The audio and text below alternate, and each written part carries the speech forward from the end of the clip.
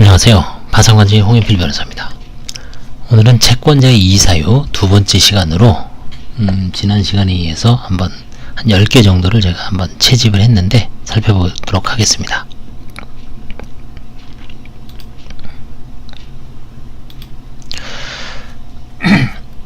이런 게 있습니다. 채권자가 채무자의 어떤 평소의 생활 태도라든가 습관 이런 거를 이제 관찰했다가 제보하는 경우가 있습니다. 고급스러운 옷차림과 자연스러운 행동들이, 그러니까 예전에는 자기한테는 아주 고급스러운 옷차림과 자연스러운 행동들이 파산 신청한 만큼 초라한 상태가 된 것이 이상하다. 또한 가족, 오빠의 채무만 상환되었을 것으로 확신한다. 결국 이제 앞에 거는 뭐 이제 파산 면책 신청을 한 게 뭔가 좀 문제가 있다는 것을 정황적으로 이제 제기하는 거고요. 법적으로 의미 있는 건 두 번째죠. 혹시 편파 행위, 편파 변제 행위가 있어서 부인권 행사 대상을 철저히 조사해달라는 취지죠. 이런 경우에는 채무자의 그 부인권 행사는 결국 자산 처분하고 계좌 내역 그 두 가지를 차명 계좌까지 포함해서 이 세 가지를 철저하게 조사하면 편파 행위 여부를 알 수 있습니다. 그래서 이제 채무자의 어떤 철저하게 조사해달라는 제보이기 때문에 이런 것도 나름대로 의미 있는 일이라고 볼 수가 있습니다. 의미 없는 건 없죠. 다 의미는 있습니다. 그 다음에 이제 두 번째, 채무자가 10년 가까이 원금과 이자 1원도 변제하지 않은 것은 채권자에게 채무를 변제할 의사가 없는 것으로 고의적으로 채무를 회피하기 위하여 파산 신청을 한 것이다. 자, 채무를 변제하지 않은 게 과연 채무를 회피한 거냐? 모든 채무자는 사실은 채무를 어느 정도는 회피를 하죠. 그래서 결국은 반대로 얘기하면 권리 행사는 채권자가 해야 됩니다. 1원도 변제하지 않는다. 그러면 그냥 가만히 10년 동안 기다리는 게 아니라 적극적으로 본인이 권리에 잠자는 자는 보호받지 못한다는 그 격언도 있듯이 적극적으로 판결을 얻고 강제 집행을 하고 채무불이행자 명부 등재 신청을 하고 때로는 파산 신청도 하고 적극적으로 권리 행사를 해야 됩니다. 그럼에도 불구하고 1원도 못 받았다. 그러면 이제 포기하는 겁니다. 아무런 권리 행사도 안 하고 채무자가 10년 가까이 1원도 변제하지 않았다. 이걸로 과연 채무를 회피하기 위해 파산 신청을 한 것이다 라고 단정 지을 수는 없는 겁니다. 사실은 좀 무의미한 이의사유를 제시하는 거지만 오죽 답답했으면 이런 것라도 제기할까 싶습니다만 특별하게 의미가 있는 이의사유는 아닙니다. 세 번째, 상거래 채권자, 그러니까 흔히 말하는 거래처죠. 금융기관이 아닌, 금전대출을 받기 위한 금융기관이 아닌, 혹은 보증기관이 아닌 거래 상대방. 그러니까 법인은 기본적으로 상인이죠. 상인 대 상인, 상인 대 상인 간의 거래에 있어서는 특별히 여러 가지를 조심해야 됩니다. 상사시효는 5년이고요. 그 다음에 뭐 하자라든가 이런 데서도 즉시 고지 의무가 있습니다. 그래서 이 사안을 보면 2005년 3월 25일부터 8월 9일까지 약 5달이죠. 요 당시에 이제 거래가 트인 겁니다. 거래 시 당시 변제할 능력이 없음에도 불구하고, 즉 곧 부도가 예상되었음에도 채권자 회사와 거래를 한 후 바로 파산 폐업을 했다. 따라서 이는 채무자의 낭비 등 사행위를 하여 현재의 재산의 감소를 초래하고 파산에 이른 면책 불허가 사유에 해당되었다. 앞에 거는 이의사유는 됩니다. 근데 뒤에 거는 조문을 잘못 적시한 겁니다. 이거는 결국은 이거는 이제 그 다른 사유입니다. 채무자가 자기 신용을 속이고 파산 신청 1년 내에 이제 거래 행위를 한 것이냐. 이게 이제 다만 문제는 여기서는 이제 그건 아니죠. 이거는 파산 신청은 나중에 했으니까요. 결국은 이거는 사기죄에 해당나는 뭐 채권자에 대한 어떤 불이익 처분, 다른 조문으로 면책 불허가 사유에 해당됩니다. 근데 이거는 이제 기본적으로 형사처벌 사유 외에는 특별하게 면책 불허가를 내릴 근거가 별로 없습니다. 나중에 파산 신청을 했을 때 곧바로 파산 신청하면은 해당되는데, 그래서 이제 이런 경우는 이제 별개로 형사 고소를 해서 유죄의 판단을 받으면 비면책이지만, 법인은 어떻습니까? 법인은 비면책이 없죠. 그래서 법인에서는 이런 게 뭐 면책 불허가 사유가 의미가 없습니다. 근데 개인에서는 의미가 있는 거죠. 개인에서는 형사 고소를 해야 됩니다. 개인에서는. 그래서 이런 경우에 이제 형사 고소를 많이 하죠. 그래서 만약에 그 불법행위다 그러면 이제 고의에 의한 불법행위이기 때문에 형사 처벌을 받으면 당연히 비면책이 돼서 채권자는 권리 행사를 할 수 있습니다. 이런 경우에는 이제 면책 불허가 사유를 여기서 판단하기보다는 형사 법정, 민사 법정에 맡기죠.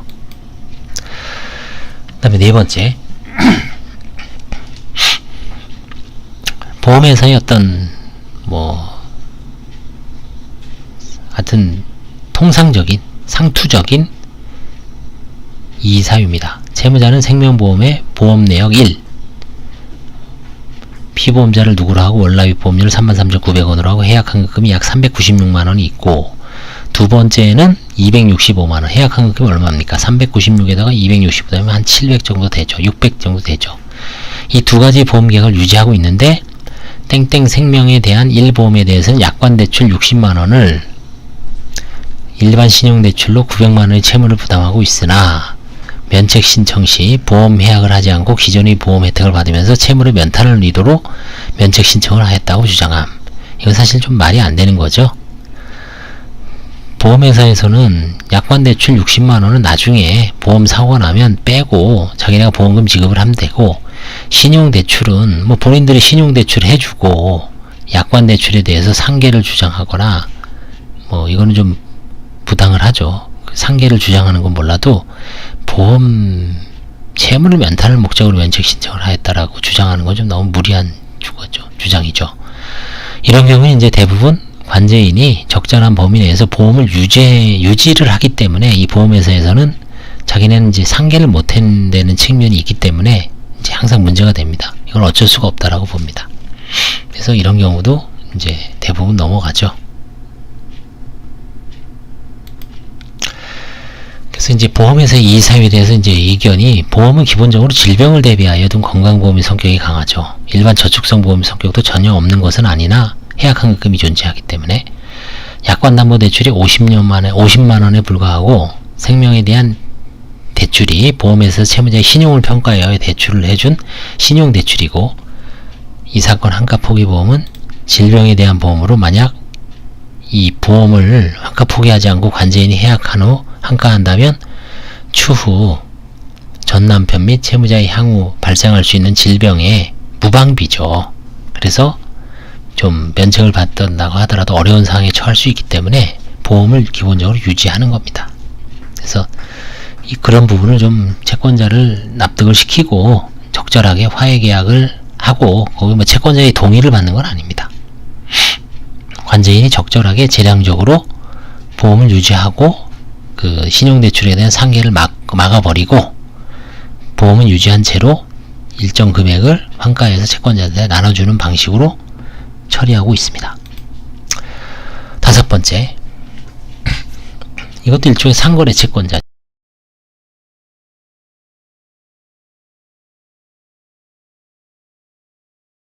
청정기, 비대, 이런 건 어떻습니까? 요즘 대부분 리스를 많이 하죠.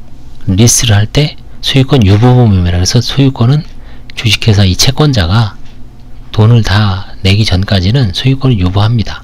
따라서 그래서 이거는 파산 전에 명확하게 돌려줘야 됩니다. 돌려주지 않고 그냥 영업량도 하면서 다른데 영업량도 하고 반납하지 않으면 이거는 형사범죄가 될 수 있고, 근데 대부분 이제 아마 양수회사가 다시 계약을 체결하거나 해서 처리하는 걸로 알고 있는데, 이 사안에 있어서는 영업양도를 하면서 아마 기존 채권자하고 뭔가 좀 원만하게 마무리되지 않은 것 같습니다. 그러니까 이제 기존 그 채무자를 상대로 이의신청을 해서 이거 좀 채권자에 대한 불이익한 처분 아니냐, 이런 식으로 이제 이의제기를 하는 겁니다.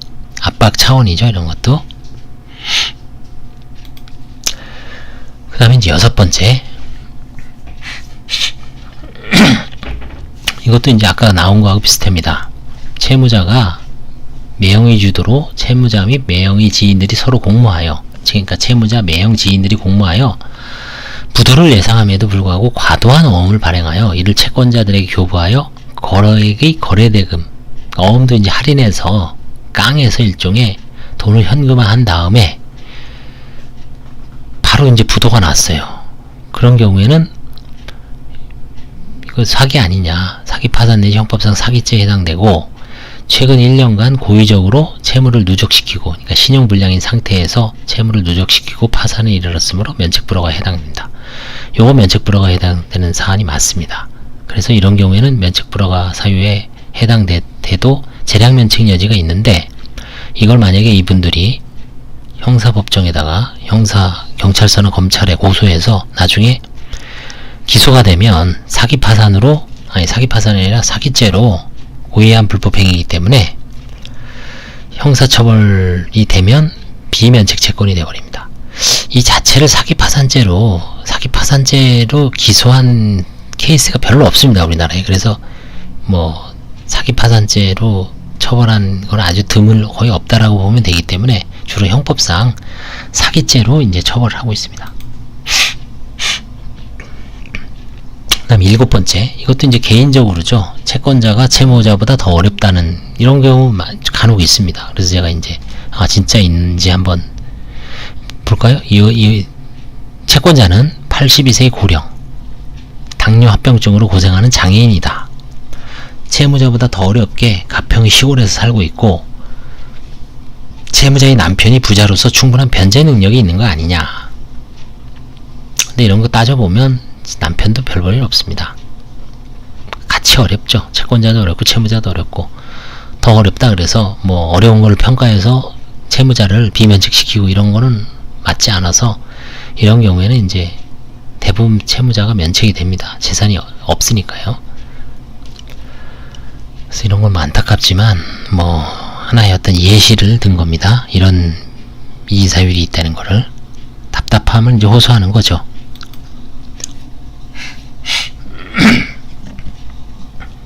아까 마찬가지로 좀 엉뚱한 저거죠. 대출 원리금, 그러니까 신용대출이 336만원이 있는데 해약한금 26만원이 존재하는데, 이 26만원 해약하지 않고 파산 신청한 것은 대출금 상환보다 보험보장을 받으려는 의도로 채무면탈의 의도가 있다. 이건 좀 말도 안 되죠. 보험 해약한금을 해약을 하지 않은 거는 장래에 걱정이 돼서, 그쵸? 이거 해약시키면은 보험회사는 이익이죠. 얘네들이 일부러 이러는 것 같아요. 보험 해약시키려고.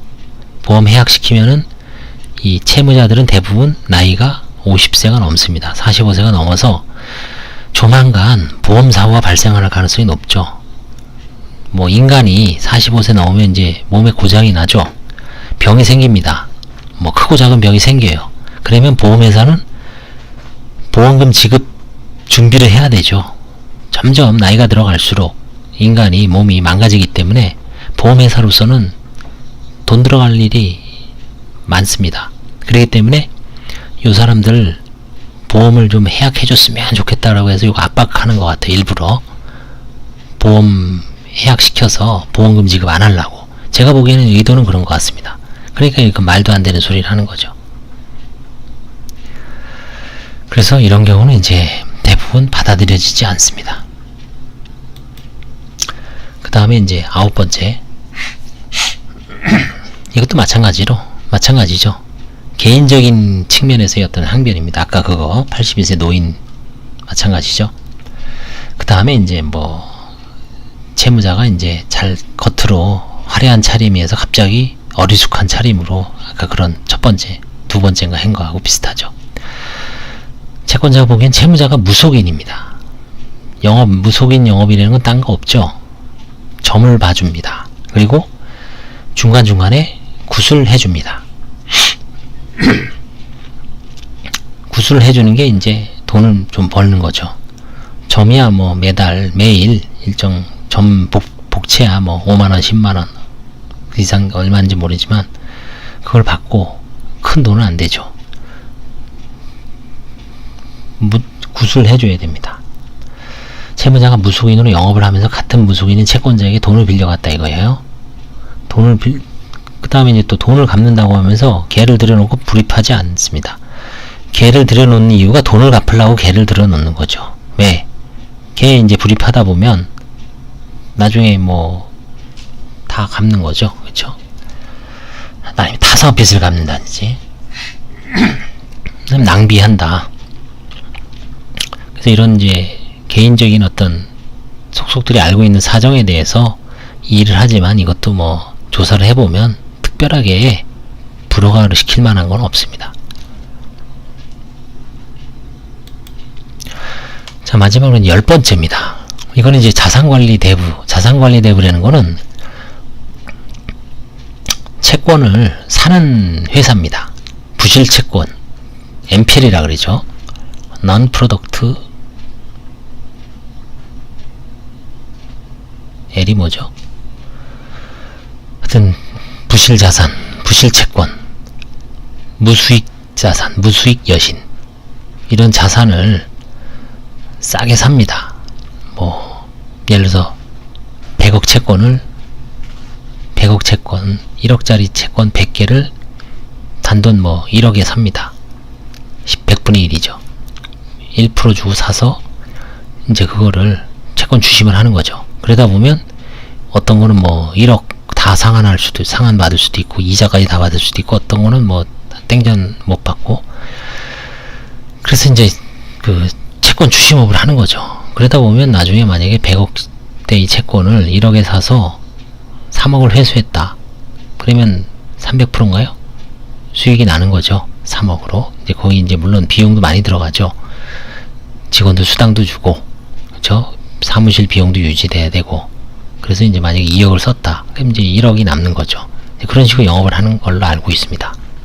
그리고 이제 나중에 또 부실 채권을 또 다시 다른 사람한테 또 팔기도 하고, 쪼개서 팔기도 하고, 뭐. 그러다 보니까 이 회사들은 채무자에 대해서 날카롭게 이의제기를 합니다. 간단한 이의지만 이건 이제 부동산 조사해달라, 보험해약 환급금 조사해달라, 그 다음에 채무자의 수입, 파산 선고 전후의 수입을 조사를 해달라. 파산 선고 후의 소득이 신규 재산이라도, 신규 취득이라 그래서 파산 재단에 속하지 않는다 그래도 파산 선고 후에 채무자의 수입이 이례적으로 많다면 뭔가 좀 문제가 있는 거죠. 수입을 철저하게 조사해달라.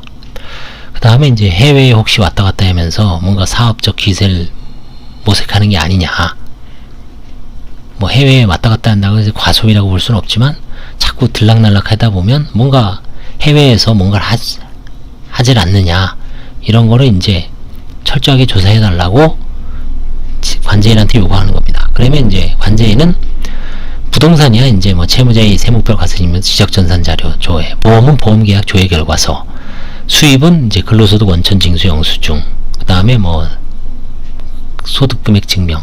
수입은 대부분 뭐 이제 실제 벌어들여도 자기 명의로 안 갔죠.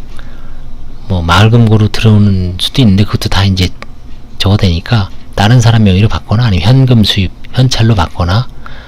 그래서 이 수입 찾기는 사실 수입을 자원해내는 건 되게 어려운 겁니다. 다음에 이제 해외 입출국은 출입국 사실 증명서 있습니다. 그걸 띄워오면은 뭐 국가는 안 나오지만 국가는 이제 여권 사본이라든가 이런 걸 통해서 이제 어디에 출입국했는지 알 수 있습니다. 출입국 사실증명서에는 그냥 한국에서 출국하고 입국하고 그것뿐이 안 나옵니다. 미국으로 갔는지 일본을 갔는지 이건 알 수가 없습니다. 그럼 별개로 여권을 이제 해봐야 됩니다.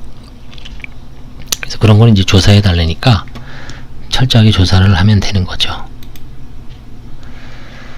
그래서 이제 채권자의 이의 신청 오늘 두 번째 시간이었는데요.